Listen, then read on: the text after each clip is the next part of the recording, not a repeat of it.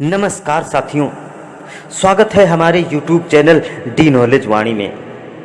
हाजिर हूं आज फिर एक ज्ञानवर्धक महाभारत काल से संबंधित पौराणिक कहानी के साथ।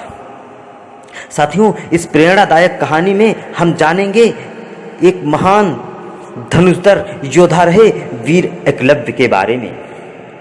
हम जानेंगे कि एकलव्य ने क्यों नहीं लिया महाभारत के युद्ध में भाग और भगवान श्री कृष्ण ने क्यों किया वीर एकलव्य का वध। साथियों, वीडियो में और भी बहुत कुछ जानते हैं। इससे पहले अगर आपने अभी तक मेरे चैनल को सब्सक्राइब नहीं किया है तो सब्सक्राइब जरूर कर लीजिए और बेल आइकन को भी ऑल सेलेक्ट कर लीजिए ताकि ऐसी ही धर्म से संबंधित वीडियो आप लोगों को आसानी से मिलती रहें। धन्यवाद। साथियों, एकलव्य महाभारत के सबसे रोचक पात्रों में से एक था, किंतु दुखद यह है कि उस जैसा योद्धा महाभारत तक जीवित ही नहीं रहा था। एकलव्य ने केवल गुरु द्रोणाचार्य की मूर्ति बनाकर स्वयं ही शिक्षा प्राप्त करी थी, ये सभी जानते हैं। हम इस बात से भी अवगत हैं कि किस प्रकार उसने गुरु दक्षिणा में अपने अंगूठे का दान कर दिया था। बस इसके अलावा महाभारत में एकलव्य की मूल जानकारी नहीं मिलती है, किंतु भागवत पुराण में इसके बाद के जीवन के विषय में कुछ वर्णन मिलता है।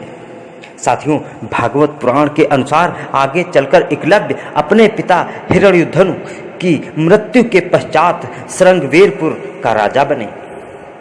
उसने निषादों की सेना संगठित करी और एक अति शक्तिशाली सेना बनाई। बाद में उसका विवाह सुनीता नामक कन्या से हुआ था। अंगूठा कट जाने के बाद भी उसकी धनुर्विद्या अद्भुत थी। उसने अंगूठे के बिना ही केवल तर्जनी और मध्यमा अंगुली से धनुष चलाने का आविष्कार किया। आपको जानकर हैरानी होगी कि आज के आधुनिक युग में सभी तीरंदाज भी धनुष चलाने में अंगूठे का नहीं बल्कि उन्हीं दो उंगलियों का प्रयोग करते हैं। तो एक प्रकार से एकलव्य को आधुनिक धनुर्विद्या का जनक भी माना जाता है। एकलव्य अपने राज्य की सीमा के विस्तार में जुटा रहा। उसके पिता जरासंध के अधीन शासन करते थे। एकलव्य भी अपने पिता का अनुशासन करते हुए ये जानते हुए कि जरासंध पापी है, फिर भी जरासंध का सहयोगी बना रहा। जरासंध ने श्री कृष्ण की अनुपस्थिति में मथुरा पर 17 बार आक्रमण किया था। एकलव्य उन सब में उसके साथ था। अपनी अद्भुत धनुर्विद्या से उसने मथुरा की सेना का बहुत अहित किया था। जब जरासंध ने मथुरा पर 18वीं बार और अंतिम बार आक्रमण किया तब भी एकलव्य उनके साथ था। उस युद्ध में जब श्री कृष्ण ने केवल 2 उंगलियों से अद्भुत निपुणता से बाण चलाते हुए एकलव्य को देखा तो वो हैरान रह गए। वे समझ गए कि आगे चलकर एकलव्य धर्म स्थापना के मार्ग में अवरोध बन सकता है। इसीलिए उन्होंने उसके वध का निश्चय किया। उन्होंने एकलव्य को युद्ध के लिए ललकारा और एक भारी शिला से उस पर प्रहार कर दिया। उस प्रहार से वहीं युद्ध क्षेत्र में ही एकलव्य वीर गति को प्राप्त हो गया। एकलव्य के मरने के बाद उसका पुत्र केतुमान निषादों का राजा बना और उसने युधिष्ठिर के बजाय दुर्योधन को अपनी सेनाएं देना उचित समझा। महाभारत के युद्ध में भी उसने कौरवों की ओर से युद्ध किया था और अंततः भीम के हाथों वीर गति को प्राप्त हुआ था।